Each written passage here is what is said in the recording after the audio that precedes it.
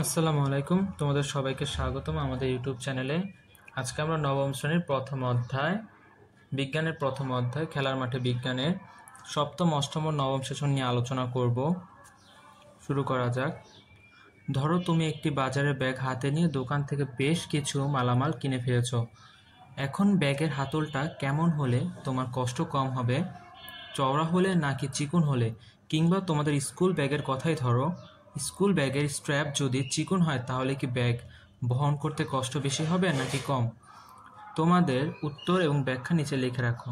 উত্তর হচ্ছে, বাজারের ব্যাগ হাতে নিয়ে হাঁটার সময় ব্যাগের হাতল চওড়া হলে কষ্ট কম হয়, কারণ এতে হাতের ওপর চাপ কম পড়ে এবং ব্যাগ বহন করা সহজ হয়। কারণ চওড়া হাতলে হাতের আঙুলগুলি বেশ ছড়িয়ে থাকে, যার ফলে হাতের ওপর চাপ কম পড়ে।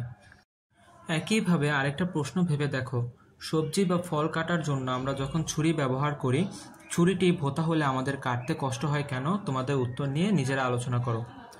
ভোঁতা ছুরির ভোঁতা প্রান্তের ক্ষেত্রফল বেশি, সেই কারণে কোনো বস্তুর ওপর ভোঁতা প্রান্ত রেখে বল প্রয়োগ করলে অপেক্ষাকৃত কম চাপ পড়ে, ফলে কোনো বস্তু সহজে কাটা যায় না, এজন্যই মূলত কষ্ট হয়। এবার আমরা আরেকটা সমস্যা নিয়ে আলোচনা করব। আগের উদাহরণ উল্লেখিত স্কুটারের প্রতিটি চাকার মাটি স্পর্শ করে থাকা অংশের ক্ষেত্রফল 10 সেন্টিমিটার স্কোয়ার হলে তুমি কি প্রতি চাকা স্কুটারটি কত চাপ দিচ্ছে সেটা বের করতে পারবে? মেরামতের এক পর্যায়ে স্কুটারটিকে যদি এক চাকায় ভর দিয়ে রাখা হয়, তখন ওই চাকায় চাপ কি একই থাকবে? এর সমাধান হচ্ছে, ভর আমরা পেয়েছিলাম 110 কেজি, জি অভিকর্ষ ত্বরণ হচ্ছে 9.8 metre per second whole square, আর ক্ষেত্রফল এ হচ্ছে 10 সেন্টিমিটার স্কোয়ার, যা যদি আমরা মিটারে প্রকাশ করি তাহলে 10 × 10⁻4 সেন্টিমিটার স্কোয়ার হবে।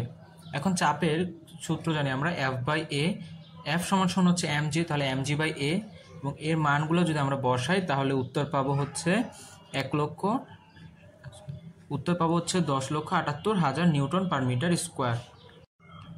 এবার আমরা আরেকটা সমস্যা দেখব। বাতাসের গড় ঘনত্ব 1.3 কেজি পার মিটার কিউব এবং স্বাভাবিক পরিবেশের বাতাসের চাপ 101,325 নিউটন পার মিটার স্কোয়ার হয়ে থাকে। এই তথ্য থেকে তুমি কি পৃথিবীর বায়ুমণ্ডলের উচ্চতা বের করতে পারবে?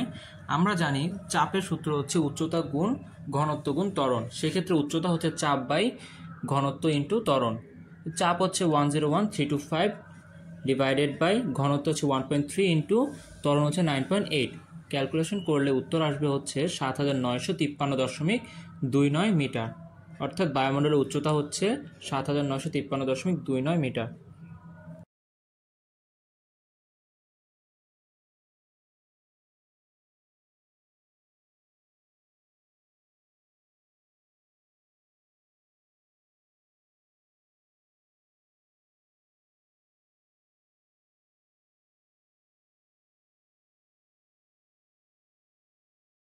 আজকের সর্বশেষ যে সমস্যাটা সেটা হলো, মানবদের গড় ঘনত্ব 985 কেজি পার মিটার কিউব, বিশুদ্ধ পানির ঘনত্ব 1000 কেজি পার মিটার কিউব এবং ডেড সি এর পানির ঘনত্ব হচ্ছে 1240 কেজি পার মিটার কিউব। তুমি যদি বিশুদ্ধ পানি ভরা সুইমিং পুলে নামলে তোমার শরীরে কয় শতাংশ ডুবে থাকবে সেটা বের করা লাগবে। তাহলে সুইমিং পুলে ডুবে থাকবে হচ্ছে মানবদের ঘনত্ব ইন্টু 100% ডিভাইডেড বাই পানির ঘনত্ব।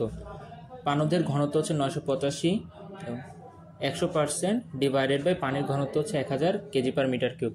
ক্যালকুলেশন করলে উত্তর আসে হচ্ছে 98.5%, অর্থাৎ সুইমিং পুলে ডুবে থাকবে 98.5%। এই ছিল তোমাদের সপ্তম, অষ্টম, নবম সেশনের সমাধান।